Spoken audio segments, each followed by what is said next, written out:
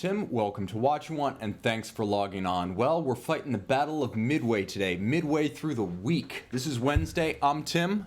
I'm Federico. And I'm sure you're asking, where is Mike Michaels? Mike Michaels is ensconced in his Harley, touring somewhere on the roads of South Florida. We wanted to switch things up a bit and do another buddy feature, so we're rotating through Wednesday. We should clarify. Yeah. I have not been retrained as a watchmaker. No. This is Watchmaker Wednesday. This is not going to be the guy who takes care of your Urwerk UR103T.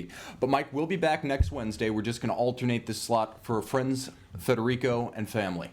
Okay, guys, welcome. Our live audience is already piling in. Noah R., Nick T., Jason, Tom P., Tom GXX, Davidaman, Kaisen. Welcome, guys. Fed, what is on the agenda for our first talking point of the night? Well, the first thing we got to do that everybody's been asking us is wristwatch check, right? We always forget. So why don't you go first? Okay. Well, since my wrist is encumbered by this by this new microphone. Yeah, this is not the droid you're seeking. Nerd reference. So you see, I'm still wearing my JLC Master Moon. This is the late 90s to mid 2000s version in steel, black dial, 37mm case. It's got a little display case back so you can make something of the 889 based movement in there. But for the most part, this is just a charming traditional example of what JLC does well, which is the calendar watch. Note the red on white aperture date. Tim, I have a confession to make. Yeah. You know my show I did yesterday, my top 4 calendar watches? I really wanted to include that watch. It would have been top 5, but I feel since it's been really common on the show because you wear it all the time, that I decided to not include it just to, mix it up a little bit. That's true. And you can see it's a handsome little watch, but that red on white print thing is something JLC started doing with watches in the 30s and stopped with this model in 2004. So last of the line. Well, unfortunately, mine is nowhere near as unique as yours, but it is a little bit iconic in my collection. It's my second most inexpensive piece, and it is my Seiko. Whoop, focus there, buddy. I can be your hand model. There we go. My Seiko there we go. My Seiko SKX. That I love so much. I have more expensive pieces, but this is just tugs in my heartstrings. It wears very comfortably. It's got that iconic look. I love the Pepsi bezel motif. So yeah, why not? Listen, just have a little cheap fun every now and then. Exactly. It makes sense to switch up the wrist real estate. We're speculating on property here. A different house we're flipping. The bottom line is that each night we try to mix it up and wear the watch that speaks to us most. But the bottom line is that the watch that blows our mind most each week isn't necessarily the one on our wrists. Oh, absolutely not. In fact, in my case, my mind gets blown multiple times a day by a watch. So we thought we'd just take a look at watches that are new to us that blew our mind this week. And I gotta say, you guys always tell me and chide me that, Tim, sub 7 is not a accessible watch. Sub 5 is not an accessible watch. Why don't you talk sub 3 if you really want to be honest about what accessible means to most folks? I can do better than that, Fed. Oh, can you? I can. I'm just going to say one thing. Sub 7 might not be necessarily accessible, but guys, if you work hard, you can get anything, right? It's Richemont accessible. It's Richemont, I like Spoken that. like an old vendor for Richemont right here. Okay, guys, so the watch that blew my mind this week was straight out of the 1970s when hard rock bands looked like this. And this. Oh man, that's some pretty bad hair. I think respectively we were just looking at Head East and the Blue Oyster Cult, Long Island's finest. But I do want to say that my watch, the Sakura D500 digital propeller dial, is right out of that era. I think it's a great looking piece, and I was just commenting with you before. Why is it that this era of vintage watches, you can find some great affordable jump hours, but nowadays they're reserved for hot horlogerie, $30,000 Cartiers or the new Patek Philippe. Why has this gone away? Well, I think the main reason is that there are two. First, it's that the Swiss were looking to do anything to counteract the appeal of digital and quartz watches in the mid-70s, and so the most natural move was to simply cover most of the dial and only show the hour or the minute. Now you've got a digital display, and you've done effectively nothing different. The other thing is that a lot of these were powered by what are known as Rosskopf movements or pin levers. Okay. So think of if you can imagine like a disposable quartz movement in like a flick flack or swatch watch. All right. Imagine the mechanical equivalent to that. The Roscoff movement was invented in the 19th century, and it's basically a way of pulling off a mechanical movement with as little as 1 joule. But that's so funny to me because I know there are accessible jump hours from this era, but nowadays it's considered a very high-end complication. Well, a couple of differences. First of all, you've got that pin lever movement in there. Second, you generally have scrolling minutes, not jump minutes. Of course. And okay. third, you kind of have to be happy with that hour jumping kind of whenever. It might jump at 57 minutes. It might jump at 5 minutes after the hour. So you lose a little bit of that kind of accuracy. Yeah, you're not quite getting Longa datagraph here. Excuse me, not data Zeitwerk. You're not getting Longa Zeitwerk. You're not getting FP Journe Vagabondage 3. It kind of jumps when it wants. But what price point are we talking here? Like, what could these be had for? Now, you guys always chide me when I speak of thousands, and I've tried to offer alternatives like my Zodiac Astrographic SST suggestion that can be had for hundreds. But when you're talking a 40-year-old pin lever movement, I mean, you could probably pick one of these up for dozens of dollars. A Sakura jump Are out. you kidding, right? I'm not kidding you. And let me just explain the backstory to Sakura. If you ever wondered where Ernst Snyder came from out of the blue to purchase Breitling from Willy Breitling in 1978, he was the CEO and majority shareholder of Sakura watches. I know who Ernst Snyder is, but I had no idea that's the backstory. Yeah. He was a highly rated amateur pilot, but his actual vocation was CEO of Sakura watches. So he was churning these things out and making bank while the going was good in the 70s for this kind of watch. And he converted his production over to Breitling when he bought the company, and he moved it to Grenchen and reestablished it as a pilot-style watchmaker. Pretty heavy on quartz early on, but he basically said, look, I've got a premium brand name now. I'm going to fold Sakura into Breitling and pretty much wind down the brand. That's why you don't see these Sakura watches much after that period. They become scarce and then they disappear. Well, just in case you guys were wondering, the first thing we're going to do when this broadcast ends is Tim's taking me to find some Sakuras on eBay. Yeah, we could basically. I'm sure we could. I need one. I'm sure we could buy one of these and put it on like a watch you want expense account, and no one would notice. $66 miscellaneous media department expenses. I'm still new, so let's not get me fired just yet, shall we? I'll put it on mine. Lunch fee. So yeah, the bottom line is that this is what's known as like a Baumgartner movement, and this watch actually has the better version. It's 17 joules. It's not a pure 1 joule Roscoff. No, of course. And if you ask what are these worth, well, put it this way: they've survived operational for 40 years, so I think they're a good bet for at least another 10. And I'm sure you can still get. Maybe not dials might be a little harder, but you can get movement parts for these still. Yeah, and look, if you can't, just buy another one. And move those parts over. Find one that's broken. You probably get that for $10. Touche.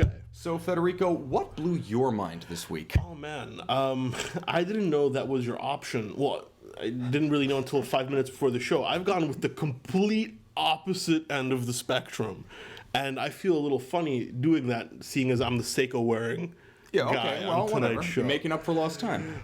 It is the Van Cleef and Arpels Midnight Planetarium. I love astrological complications. I find them very romantic. It's got that beautiful star speckled dial.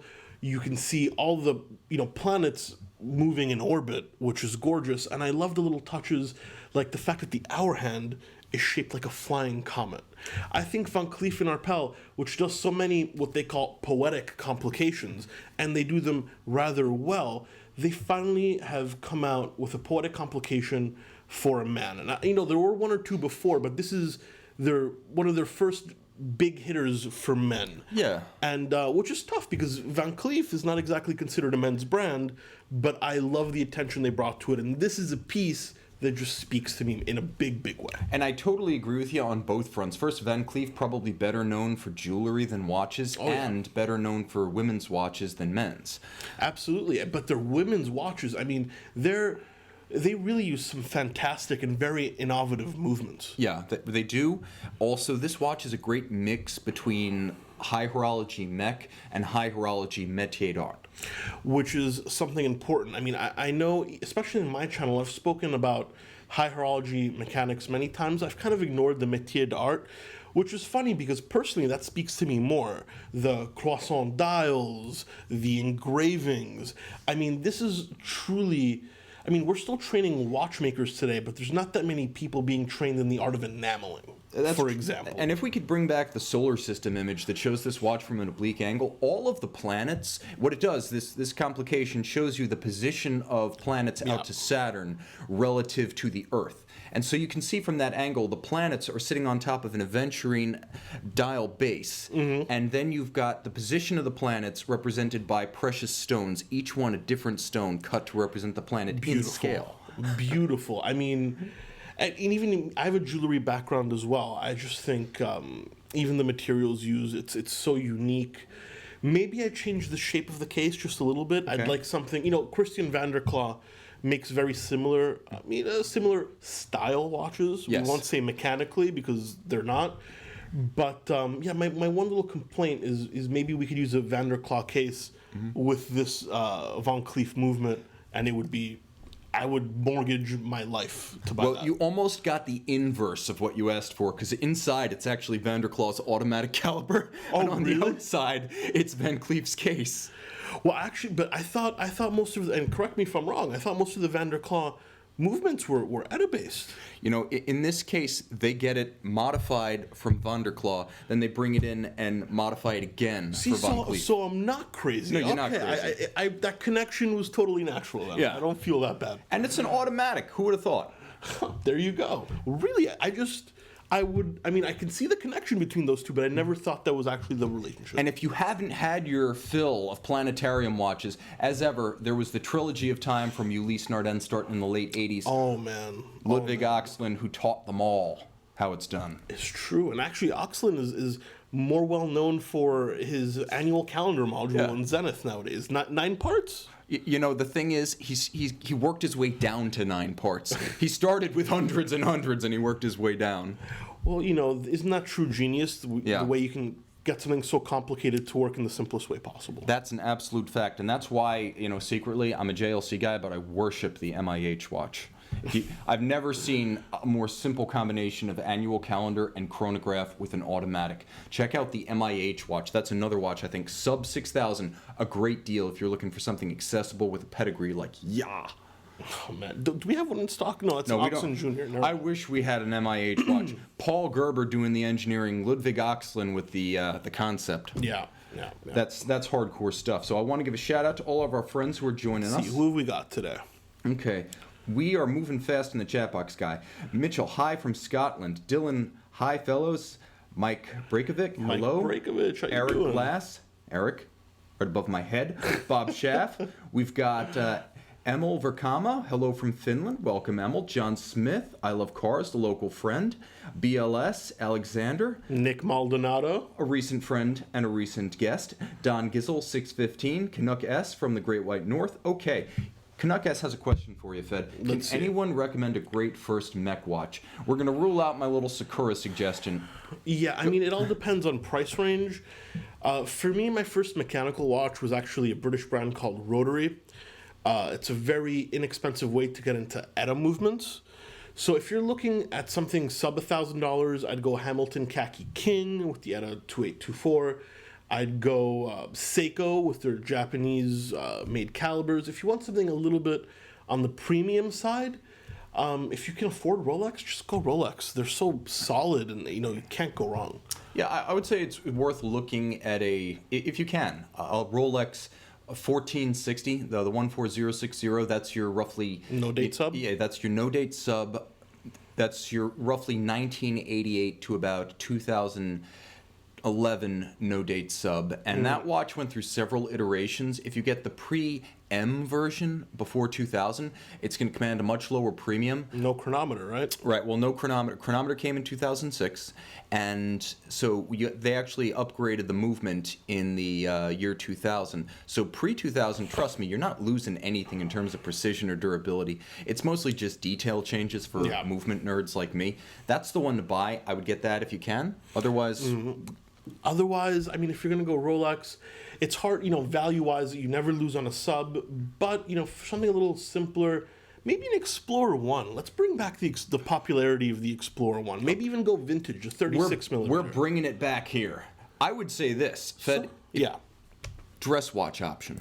Dress watch option. Oh, man. Okay. So if we're going to go less expensive, I'd recommend maybe something from the Seiko Presage line with those beautiful, beautiful dials.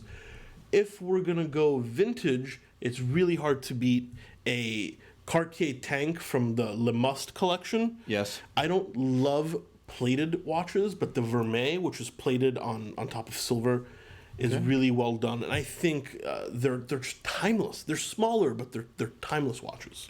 Those are all great suggestions. As ever, I'm going to pump the Master Ultra Thin 34 from Jaeger-LeCoultre. Of course. You get a black dial steel version of that watch for under $5,000, maybe under $4,000. You can wear that with a tuxedo at your daughter's wedding.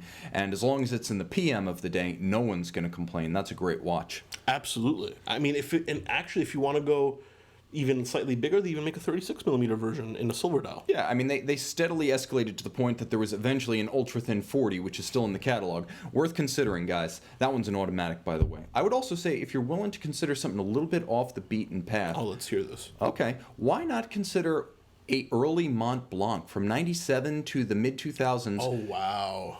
I'm going to say that those watches are fantastic deals. You're getting what is essentially Longines quality for half the price on the pre-owned market, which is to say ETA caliber, the real thing, not a Solita, not a Technotime, not an Ersatz. Or a Soprod. Yeah, not an STP.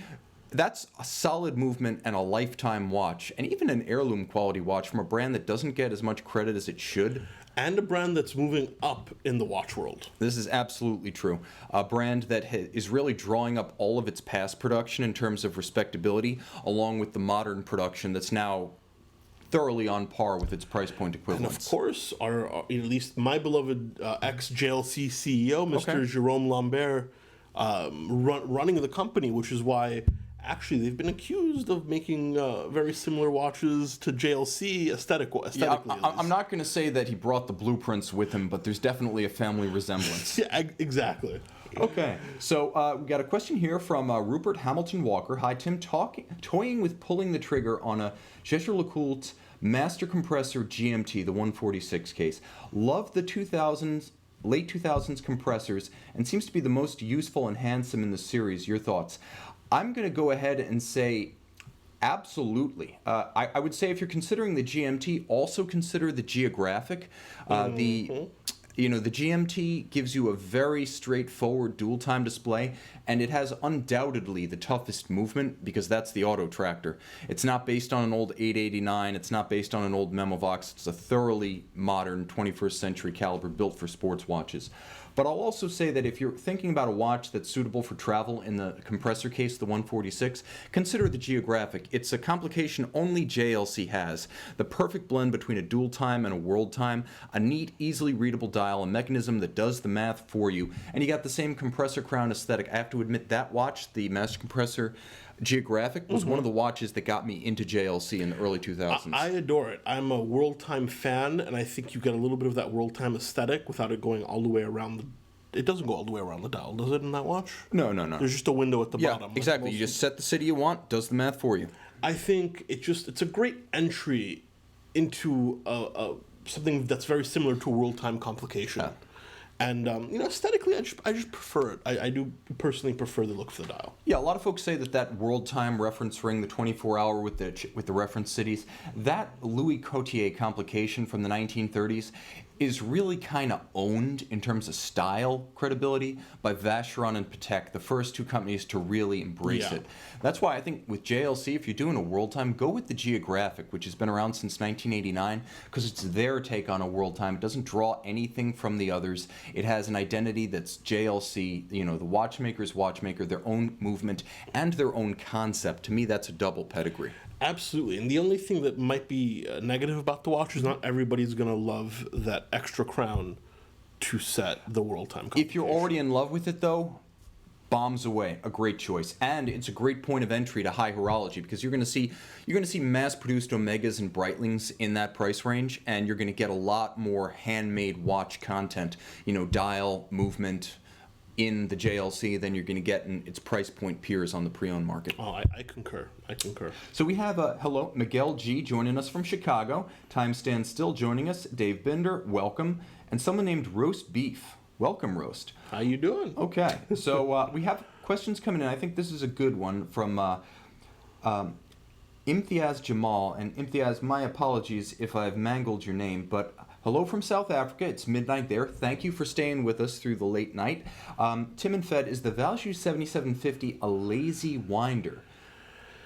I assume he means inefficient? I think I mean, just in terms of how efficiently it winds, it's very dependent on which direction you've set it to wind. Well, exactly. I mean, obviously it's a unidirectional winding movement, so it doesn't have the efficiency of the bidirectional movements, maybe like an ETA 2824 or even the ETA 2894, which is the chronograph? Yeah, the 2894 is the chrono. Those are bidirectional, so very smooth. The 7750 is designed to wind in one direction, which is why you get that wobble, right? I would say if you're putting it on a winder, set it bidirectionally. That's what I recommend. It's what Mike Michaels recommends, and ultimately it's what the manufacturers and even the watch winder makers recommend. But I think it has an impression of being a lazy winder because that big, slow-moving weight is so laborious in the direction it actually winds. If it's not freewheeling, it looks like it's really struggling to wind the watch. I love the 7750. I'm not going to say it's the most elegant movement. I'm not even going to say it's you know, I love wearing one because I have that wobble on my wrist, and it's heartwarming to me. I mean that's a fact. It's a thing with character. It's the kind of watch you know from the moment you. It's the kind of movement you know from the moment you pick it up, and it's probably the only movement that dial unseen, movement unseen. Pick it up, hold it to your ear. Oh, it's a 7750. Exactly. It declares itself, so it's got character. That's good. It declares itself. It's a good little soundbite. That's how I feel. ETA, you can send me a check for that. Okay, so we have a comment from Dave Binder. Federico, the hopeless romantic, in response to your choice of mind-blowing watch. Very much so. So a question coming in. Are we going to be at BaselWorld, Fed? The answer? Up until last week, I thought I was going to be, but unfortunately, no, not this year. We're staying close to home. Guys, you told us that our set stinks, so we're rebuilding this thing laboriously, piece by piece. We've heard you, and trust us, this Wayne's World backdrop is gone very, very soon. It's still party time, it's still excellent, but the set's going. Party on, Garth. Kicking it to the curb, the Mirthmobile's outside awaiting. The engine's warm in our slant 6 pacer. But the bottom line is this is going to be gone for our Friday broadcast. Forever. What we should light a bonfire with that backdrop. We burn our old set. That's going to be the highest rated YouTube video we've ever made. Take that, Archie. Okay, so questions coming in from Rasmus. What do we think of the new Resonance line? Let's go with the Type 5G dive watch. You know, Tim, this is more your style. We've spoken about this.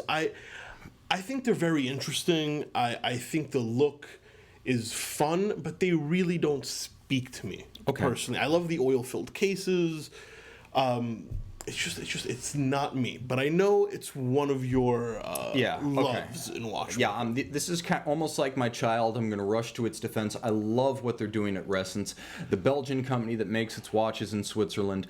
Oil-filled dials are their signature. All of their watches aren't built that way, but for me, it's oil-filled or nothing. You know, it's like some people with pre- and post-1967 Corvettes. Yeah, they made Vets after 67, but who cares? It's a T-shirt. I don't happen to agree, but Resonance for me is all about the oil-filled dial, and it's about how far you can develop a concept on top of an ETA base. This is why I say don't get fixated on base movement. Look at what they can do with it. Right? What have you done mechanically and aesthetically with the movement? Would you ever know it's in there if I didn't tell you? This watch just transformed the idea of telling time in a way that no jump hour, no, wandering hours style dial, no digital dial ever could. No retrograde. This is their own thing and a new thing. Well, let me be clear. Yes. I really appreciate what they're doing. A lot of innovation, truly a watch company that's pushing the envelope, which is something that is seriously lacking nowadays, I think. And I appreciate it for that. But personally, it just isn't me. You know, when a watch just isn't you. Yeah, I mean, like you just told us a few days ago that you love the Rolex Patriot GMT. Not for me. As you said, you'd wear it on your ankle with long pants. Exactly, and hopefully abundant suntan. I'm a cyclist, guys. I've got the worst tan lines you ever seen. Oh my But God. speaking of which, when I was with residents at SIHH, their rep was telling me that he bikes to work in Belgium. Of course, he did. Belgium and Holland. I'm in love. I've got a bike frame up on this shelf. So I love those guys. I love them conceptually, and I love them as people. Oh, man. Great folks. Okay, Fed, we have another topic to discuss on our agenda for tonight, and that might be the most, I'm going to say, most polarizing watch released in the last Bring it on. in the last quarter at least. Okay, guys, opinion. Tag Heuer connected modular 45. If you haven't seen, allow Federico to edify. It's a new take on their connected. They've allowed a modular construction, which I think is a pretty cool idea. But it's just, they have some ridiculous options. Like, you can add a tourbillon to your smartwatch for $17,000. Granted, for a tourbillon, $17,000 is not that much, right, Tim? Yeah, I mean, ultimately, if you're looking for a cheap tourbillon and you want to be able to, like, swap shop with your tourbillon and your smartwatch, hey. I just don't get it. I think it's very gimmicky. I very well might have to eat my words because it could be highly successful, as the last connected sold extremely well by Tag Heuer standards. I just don't get it. I don't get it. I would not want anything mechanical interacting modularly with my smartwatch. Now, they do have non-mechanical modules that do different things. But it's just two worlds in one place. They don't meet. I don't know. Yeah, I mean, there's that. There are modular options that. And this might be the biggest price spread percentage-wise of any single watch on the market, but you can go from about $1,650 US to $17,000. So yeah. you can pay like $1,700 or 10 times that.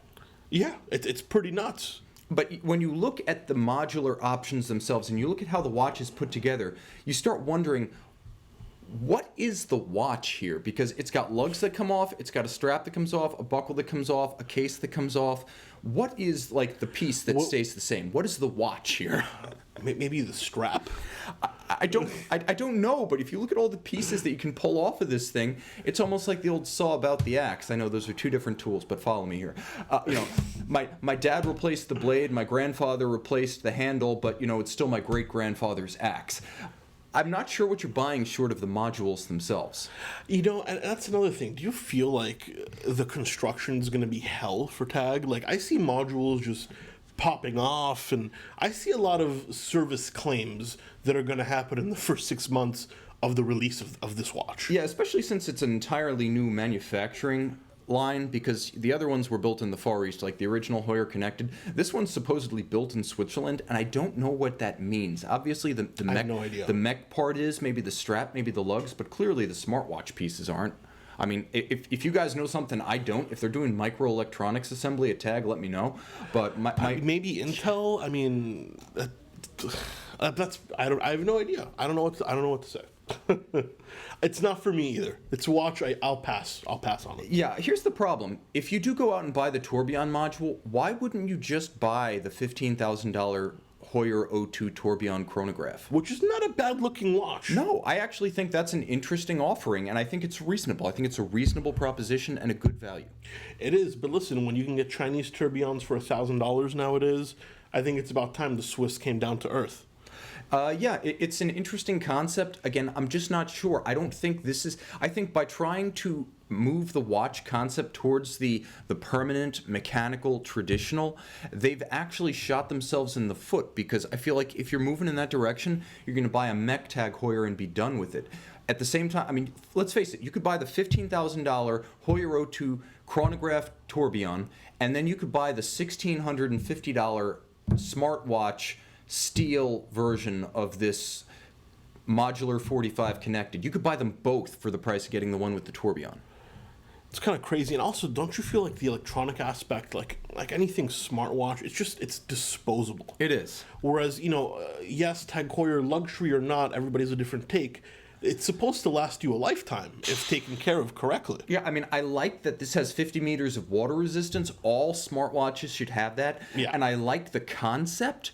I just think that they shot themselves in the foot and cursed this project by trying to create a convergence with their traditional mechanical watches. I agree. Thought it was a great idea to let the person who bought a Connected get a special purchase price on a mech watch. Yeah, trade in and trade up. That was the concept with the original from last year. You'd get a mechanical Tag Heuer at a special price, available only to the Connected owner. When you traded in your out-of-warranty Connected.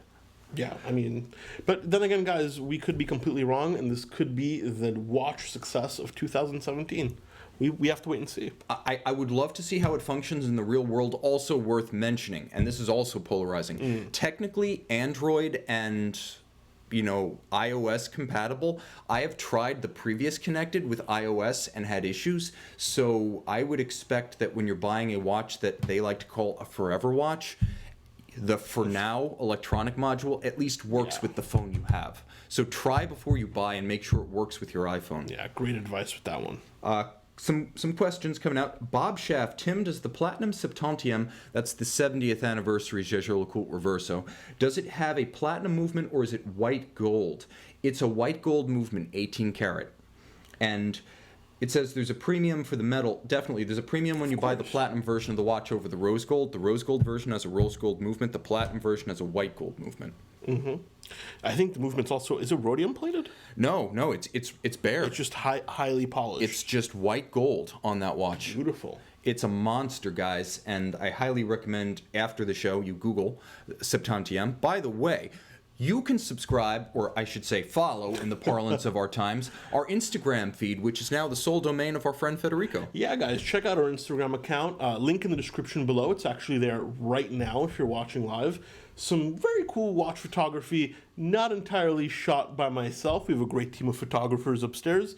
And just a great way to follow us and get some cool watch content when you don't really have enough time to watch a YouTube video. Yeah, exactly. And unlike Federico's videos, which he never does live, he's live on Instagram and Facebook. I don't have the cojones to do them live. Yeah, or the tremendous ego. That propels me to 40, 50, 60 minutes and beyond. But yeah, our Instagram account is now under new management, and the virtuosity of Fed is on display 24 hours a day. Plus, he responds to comments. Why, thank you for the plug, Tim. Much appreciated. And what is the name of our Instagram channel for those who want to... Very simple. Watch you want. There we go. Think of that. Wow. Okay, guys. So, jumping forward, we have a gentleman who is... Well, we've got Rational Pragmatist, who's a friend of ours, asking a question. I think he was asking, what do you think of the JLC granite dial, the meteor dial? Oh, the meteorite dial on... Oh, well, first of all, it's a version of the watch I'm wearing. It's a modern-day version of the watch I'm wearing. I think it's fantastic, but I'm going to depart from my usual practice of just saying steel. I actually think it looks better with the darker meteorite on the rose gold. The darker dial goes very well with the warmth of the rose gold. I'm not a meteorite dial guy. I don't like the aesthetics, but the fact that it's made out of one solid chunk of meteor, I mean, it's really rare. Like, these are not easy things to make or to get the materials to make them, right, Tim? I mean, they're all made out of one solid chunk of meteor. Yeah, there are not too many global sites for meteor. Gambia used to be one of them. That's no longer available. Now I think it's pretty much Sweden and Argentina. Yeah. And both of those are controlled sources. So hence the premium on the watch. It's also not easier. It's called Widmanstätten, that pattern, and it's a partial oxidation and then stabilization of the iron crystals in the meteorite itself. So it's not cheap or easy to do that. I have no idea what you just said. I failed chemistry. That's all right. We're not about academics here. We're all from the heart. This is the mechanical watch, the smart watch channel. Believe me, that's somewhere on YouTube. You can find it. Those of you who are more left brain. Okay, so we have a question coming in about what we think of the Heuer O2 chronograph. This is from Mike Breikovic, and he's asking, what do we think of the Heuer O2? Guys, this is the tourbillon chronograph that we mentioned earlier. Love it. Love it. I think Mr. Bivet gave a big middle finger to the Swiss watch industry. Mr. Stern at Patek was not happy that a watch was released at this price point. And, but then again, I have a huge man crush on Jean-Claude Biver. Everyone does, don't worry. So I say bravo, sir. Bravo. And I have to say that I'm impressed by how much content they crammed into it. This is what it's not. It's not a immaculate, hand-finished, high horology masterpiece. It's mostly machine finished, but it is assembled and tuned by a watchmaker. So it's not like a Swatch watch where human hands don't touch it until you take delivery at the shop. It's a handmade watch. It is. And it doesn't have the same level of finishing as maybe a Vacheron tourbillon, but that's normal for the price point. The other thing that's worth mentioning is just how much you get. Okay, let's count the ways, guys. Tourbillon. You get a 60-hour power reserve. A chronograph. Automatic winding. And a COSC certificate. Big cojones right there. And it's got a skeletonized dial on top of that. That's true. It's a skeleton dial. They let you see that movement from both sides. Column wheel operation. I gotta say this. The number of tourbillon watches that actually go to the COSC is embarrassingly low. Which is hilarious, considering it was a complication designed to improve accuracy. But, of course, it makes more sense in a pocket watch, right? Yeah, I mean, the thing is, people who make these watches are, by and large, worried about what they will be told if they send a tourbillon watch to the COSC, and it has to hold up through 6 positions and 16 days and 3 temperatures. It's fragile. I mean, tourbillons are fragile things. There was a time when Patek Philippe sent some of its ultimate high-end tourbillon watches to the COSC to receive, so they would receive both the Geneva hallmark and a COSC certificate. I'm not sure if they still do that. As far as I know, I know they don't do the Geneva hallmark anymore. That's for sure. That's a fact. Ever since Cartier joined. We had a gentleman who was joining us from the nation of Texas, and I wanted to give him a shout out by name, but I lost him in the chat box. Dude, if you could sound off again. Oh, here you are, Ryan Travis. Greeting from the country of Texas. I don't think he means the back country. I think if you're not familiar with the United States of America, the mentality is that Texas is literally its own country. It was once, and it may be again. But he's given a shout out to my man Fed. Glad he joined the team. Going? Thank you, sir. Also, a shout out to our Richard Mille and high heel photo shoot. Yeah, that was a lot of fun to shoot. But there were a few pictures that just can't be. Yeah, there's just a few pictures that are just slightly too inappropriate to make it on the Watch You On Instagram page. It was almost like an episode of Family Guy where we're like fighting with like Fox Network censors. Like, how far out can we take the frame? And we like come down to like 1 frame size, and we eventually like settle. But yeah, it was like my 3rd day here too. It was a good welcome. Yeah, I mean, honestly, it was an interesting photo shoot. I wish we could use more of the photos, but my personal feeling is that combining like girly shots and watches just has no place in luxury. There are so many other places on the internet where you can get that. It's true. We have to, image is an important thing when we're talking about luxury products. Yeah, I mean, if you want profanity and watches, you guys know exactly where to get it, and I'm not naming names. And if you want girly photos on the internet, again, that's not what we're about, but there's no lack. Isn't the internet just girly photos? Isn't that like what the internet Come on, this isn't 1995. It's at least like 10% other things. And that 10% is mostly sports. But yeah, so there's a certain image that we want to cultivate and maintain, and I think part of that is showing respect to you and also respect to a lot of the women who work with us and Watch You On every day. Of course. Okay, so questions coming in. We have many of them in the live chat box, so I want to try to do justice to what we've got. But Fed, question coming in from... Oh, hey, Simon. Didn't see you there. Simon Beach joining us. Peter Gahan is asking, Tudor Heritage Chrono Blue Daytona beater. Fed, what do you say? I mean, I think it's a little rough to call it a Daytona beater because the original version of that watch is a true vintage classic. But I think it's very well built. I love the look. I love the kind of baseball plate kind of chrono registers. Yeah, Mike Michaels wears one. Oh, he does it? He does. Okay, fantastic. And many times on the show. I'll say this. The question is Daytona beater, question mark. I think if you scratch out Daytona, you've got your answer. But it's just the kind of watch that you can wear with abandon. Like, I don't mean to say it's a beater. There are going to be people who say that's like my aspirational watch, Tim. It took me 3 years to save up for it. How dare you? Hear me out. It's a tough watch. It's a tough watch. It's an ETA caliber in there, very robust. I've crashed those calibers while riding bikes, and they survived in better shape than I did. It's a modular chronograph that can be serviced by anyone who understands modules and ETA. It's a steel case, so don't worry if you ding or dent it. That's what the laser welder's for. Absolutely. And On top of that, Tudor actually, I mean, maybe doesn't hold value like Rolex, but it holds up pretty well. It does. It's not an overproduced model. It's not a model that we see coming in every day. Like, In fact, we only have one in stock, just the gray version, I think. I would say we see like 10 Tag Heuers for every one of those we see. I would say we see 10 Tag Heuers for every one Tudor we see, to be more specific.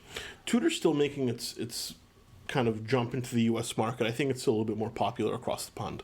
Yeah, I think that's definitely a case. I think the rollout from 2013 to the present continues. I think they haven't really settled on what their identity is going to be. Is it vintage recreation? Is it contemporary sports? I think they find themselves between what's... in the middle. Yeah, I would say vintage is a trend, but heritage is forever, and they're trying to find that balance. And actually, one of my favorite Tudor models is very underappreciated, the Tudor Heritage Advisor. I think that's a fantastic watch. Him and me both.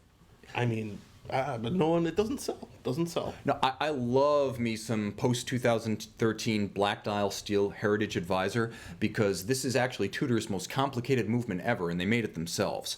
So you guys definitely should take a look at that movement and just consider it as an alternative to something like a Vulcain or a Jaeger-LeCoultre or even an Eterna, because they can be had at very favorable pre-owned prices, because like Fed said, it's just not what people think of when they think Tudor, so they don't look to buy it. Sure. And actually, there's a question here which I thought was a little strange, caught me off guard. Maybe there's something I don't know. Fed, what's your thoughts on the Tudor Pelagos GMT? Okay. Did they make a GMT in the Pelagos? Honestly, I'm not sure. If there's a Pelagos GMT, that's new to both of us. I mean, maybe it'll come out during Basel, but actually, look this up real quick before we embarrass ourselves. Yeah, if this happened, it just happened. Yeah, look at that. Oh yeah, there it is. I'm an idiot. How did we miss this? Okay. Our thoughts? Honestly, why not? I mean, the Pelagos with the titanium case, 500 meters water resistance. It's one of one of Tudor's rather toughest watch, and the GMT seems like a normal evolution of the line. Yeah, I gotta say that one came out of the blue. That's like a left hook from I didn't know that at all. I'm like, are they making fun of me? A Pelagos GMT? No, I sometimes I see people make up watches and they're like, is he gonna give me an opinion on a watch I just made up? But no, like, thank you very much. So I learned something new. Thank you, Simon. that's the third watch, if you're keeping track, in this episode that blew our mind mutually. That is combined. number 3. Okay. Guys, Basel speculation. I guess I'm going to give a shout out to my man Fed. What are you expecting? What's going to be the bombshell? What are we not expecting other than a Pelagos GMT? Well, listen, my money, and I could be wrong, are on 2 Rolex models. An Explorer 2 with a ceramic bezel. I'm 99% sure that's going to happen. That was my speculative pick a few episodes back. Yeah, it was as well. We agree on that. And I think they're going to make a Coke bezel GMT. The Pepsi exists. It's staying in white gold. They don't want to cannibalize it. You know, their excuse before is, oh, it's so hard to use red on a bezel. It's really hard to make a red ceramic bezel. Yeah. That excuse is gone. I'm banking on a Coke bezel. Coke bezel GMT master. And like Fed said, they don't want to shoot their early adopters and their high rollers in the foot. Going white gold with the Pepsi bezel was going to prevent them, at least within this generation of the GMT, from ever doing it in steel. Yeah, and also, do you agree, Tim? Have you noticed everything? Rolex always innovates in their precious metals first, then it becomes steel. Yeah. You know, so I also expect to see a Yachtmaster on rubber. Yeah. In steel, not, a Yachtmaster 1. I think so, definitely. I mean, if you look back at the Datejust 2, it came out in precious metal first. If you look back at the Sub C, it came out in white gold in 2008 first. Yeah. The GMT C came out in 2005 in yellow gold first. I do think, though, that Pepsi bezel is exclusive to the white gold for this generation. I agree. When something succeeds, the 116, 710 generation, I expect it to launch with a steel Pepsi bezel. And I also expect to see at least 3 new limited edition Speedmasters, because that's just what Omega does. Yeah. I think we're going to see so many Speedies, we're going to be drowning in them. But I would love to see one really sensitive, thoughtful, and very limited series. Find some of those old caliber 321s, finish them beautifully, and case them up with a display case back. Fantastic. I don't care if you put them in a Moonwatch. I don't care if you go back to the original CK2915 style. I don't care. I just want to see a 321 caliber, exquisitely finished in a limited series to mark 60 years of the Speedy. You and me both, brother. You and me both. And on that note, guys, I'm going to turn it over to my producer, Faylene, who keeps me on topic and on time, and now the both of us. Thanks, Faylene. I'm Tim, he's Fed, she's Faylene. Follow us on Instagram. This is What You Want, and thanks for logging on. Take care.